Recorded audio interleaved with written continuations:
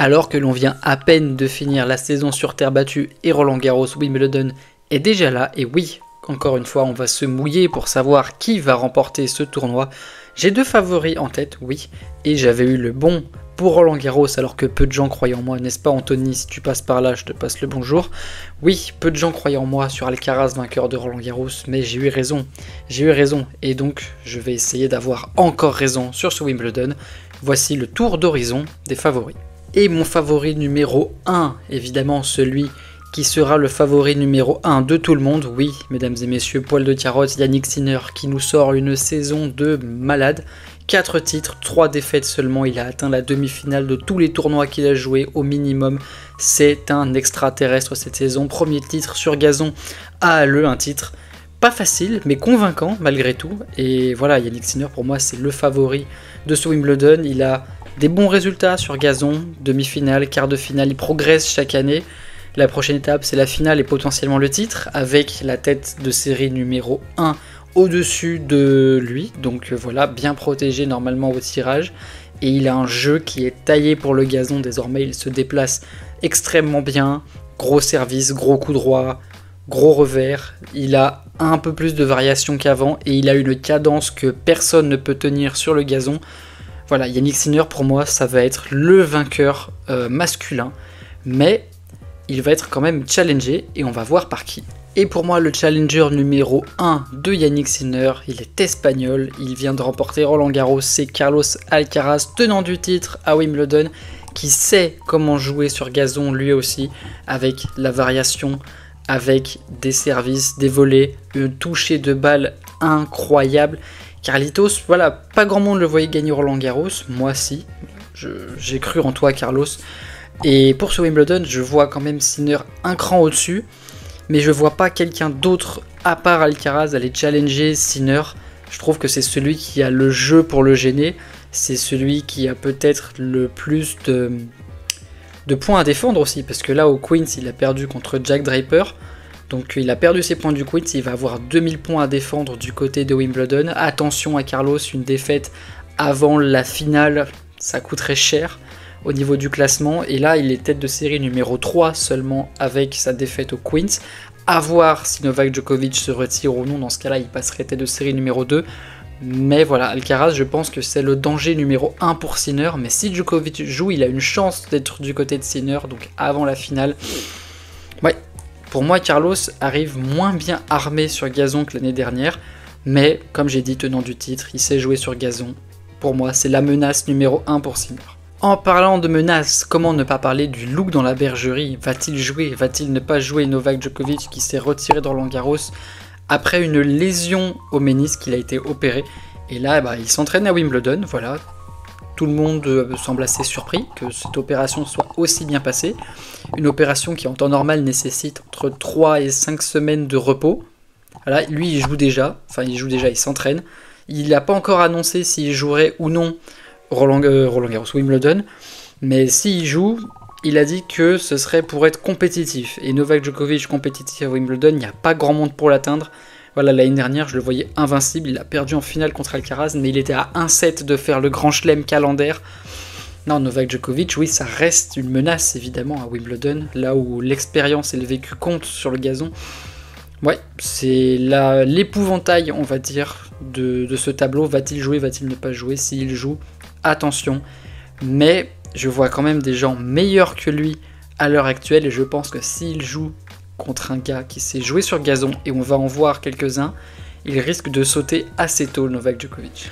On enchaîne dans le top 10 avec Alexander Zverev. Alors lui, il a toutes les qualités pour briller sur gazon, mais il lui manque un truc. Il lui manque cette volonté offensive sur gazon. Il a un jeu avec un revers très à plat, avec un gros service. Il pourrait faire énormément de dégâts sur gazon, mais il n'a été qu'une seule fois en deuxième semaine de Wimbledon. Oui, c'est surprenant, mais Zverev sur gazon, il n'y arrive pas. Demi-finaliste à Halle, où il avait été finaliste 2 fois par le passé. Il perd contre Hurkacz, c'est pas déshonorant Hurkacz, très bon joueur de gazon. À voir ce qu'il va faire à Wimbledon, il arrive avec de la confiance, il peut être un danger, mais voilà, Zverev, non, je pense pas qu'il soit un candidat pour le titre, un candidat pour l'écart, les demi, oui, pour le titre, je pense pas.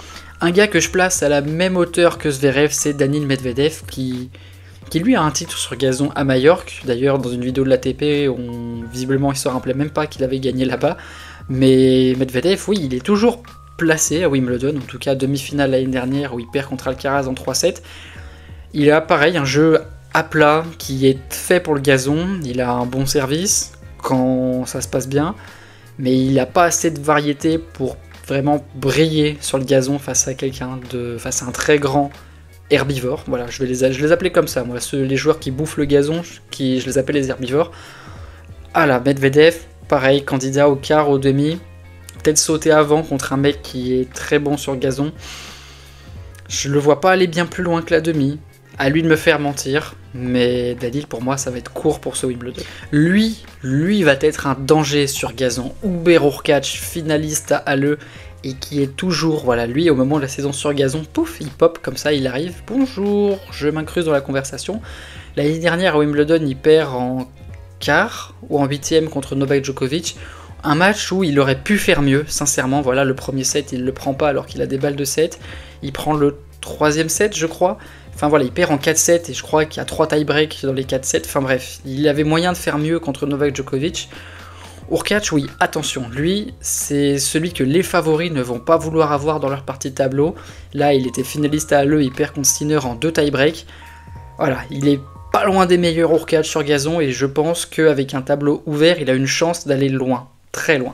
Je m'abstiendrai de parler de Casper Ruud et Stefanos Tsitsipas. Casper Ruud qui, comme d'habitude, joue au golf pour s'échauffer à la saison sur le gazon, voilà, et Stefanos Tsitsipas qui voilà, comme d'habitude le gazon c'est pas son truc, donc on s'abstient, on passe à Alex de Minaur. Alex de Minaur titré à Bois-le-Duc, voilà, je ne sais pas dire le voilà, le tournoi aux Pays-Bas, donc Bois-le-Duc, parce que ça s'appelle comme ça aussi, ATP Bois-le-Duc.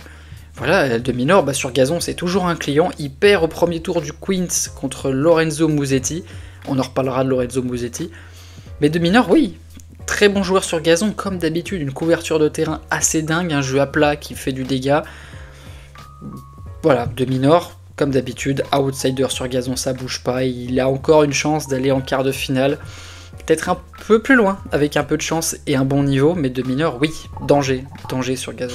Un autre gars qui peut être dangereux sur gazon, Grigor Dimitrov, on est toujours dans le top 10, et ouais, Dimitrov, son match contre Mannarino au Queens avait été impressionnant, voilà, il avait roulé sur Mannarino, alors bon, Mannarino c'est très compliqué depuis l'Open d'Australie, mais il lui avait roulé dessus, et derrière, trop inconstant contre Korda. Mais Dimitrov, oui, avec un bon niveau sur gazon, il a le slice, il a l'agressivité, il a le toucher, la volée, il a le service, il a tout pour briller sur gazon. Il a déjà été demi-finaliste à Wimbledon, toujours dangereux là-bas. L'année dernière, il perd en 8e de finale contre Lior Rune. Voilà, 8e de finale, c'est l'objectif à atteindre pour Grigor, parce que à ce moment-là, il devrait tomber sur quelqu'un de plus gros. L'écart, si ça peut le faire, la demi, va falloir être très bon. Lui aussi va être un joueur que personne ne veut croiser, Tommy Paul, qui a lui aussi un jeu taillé pour le gazon, offensif, bon service, excellent volleyeur, et un jeu assez fantasque pour Tommy Paul, pas énormément de constance, mais toujours les bons coups, toujours le bon flair. Voilà, c'est un joueur qui est beau à regarder sur gazon, qui est beau à regarder en général, mais encore plus sur gazon, là où son jeu s'exprime vraiment. Et oui, titré au Queens, donc danger, Tommy Paul.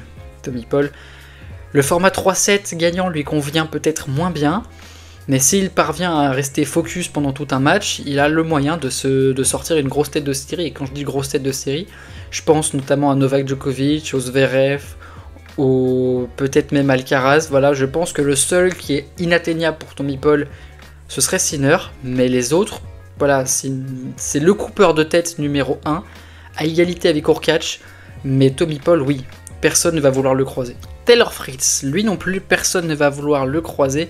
Taylor Fritz qui, voilà, un poil plus compliqué sa saison sur gazon, mais toujours une valeur sûre du gazon. Il perd contre qui?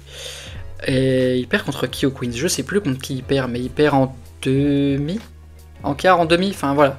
Toujours bien placé sur gazon Taylor Fritz. Mais toujours, voilà, mentalement un blocage contre les meilleurs. Voilà, je pense que Tommy Paul, lui, par exemple, ne ferait pas de complexe contre les meilleurs. Fritz, il a toujours ce petit... voilà, il n'arrive pas à passer ce palier. Mais un bon tournoi est envisageable pour Taylor Fritz, je pense.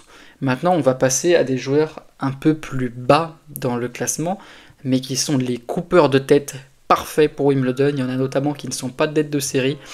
Et personne ne va vouloir les tirer au premier tour. Premier coupeur de tête, Sébastien Corda. Alors lui, il est tête de série. Mais pareil, mentalement, il y a un petit blocage. Mais pour lui, pour le coup, le gazon, c'est sa surface. L'année dernière, il s'était autoproclamé favori à Wimbledon. Bon, bah voilà, on a vu ce que ça a fait. Il a perdu au premier tour. Oui, oui, mesdames et messieurs. Mais Sébastien Corda, gros service. Un jeu constant. Lui, pour le coup, c'est l'inverse de Tommy Paul. Un jeu très constant, très à plat. Très offensif aussi, excellent volleyeur, Sébastien Corda. Attention à lui, il a une carte à jouer sur ce Wimbledon. Finaliste au Queens, finaliste à Bois-le-Duc, il perd contre Paul. Non, t'es pas finaliste. Non, demi-finaliste, pardon, au Queens et finaliste à Bois-le-Duc où il perd contre Demi-Nord. Voilà. Corda, il a le profil du coupeur de tête parfait. Alexander Bublik, plus compliqué que l'année dernière sa saison sur gazon. Voilà, là, il perd son titre à Halle, je crois, contre qui il perd. Je sais plus contre qui... Ah, bah si, il perd contre notre ami Christopher Eubanks. Voilà, Bublik, plus compliqué cette année, sa tournée sur gazon. Là, il joue du côté de Eastbourne cette semaine, comme Taylor Fritz d'ailleurs. Mais oui, non, Bublik... voilà.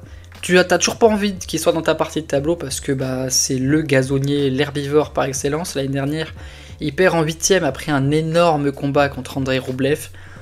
Mais ouais, Bublik, pareil, le jeu fantasque, le jeu très relâché, c'est tout ce qu'il faut sur gazon. Il a toutes les armes pour briller sur gazon.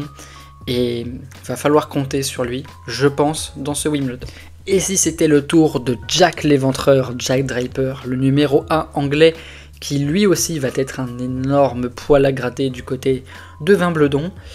Oui, Draper, titré à Stuttgart, son premier titre, où il bat Berrettini en finale, donc voilà, un beau duel d'herbivores. Il bat Alcaraz au Queens, il perd au tour d'après malheureusement, mais peut-être un peu émoussé aussi de son run à Stuttgart, à voir s'il va avoir le coffre pour tenir les matchs en 3-7 gagnants, mais Draper, porté par le public, un jeu offensif, gaucher en plus, avec un service slicé qui fait des ravages, une superbe main, peut-être une faiblesse côté revers, mais malgré tout, Draper, voilà, c'est très solide et il va falloir compter sur lui pour la saison sur gazon.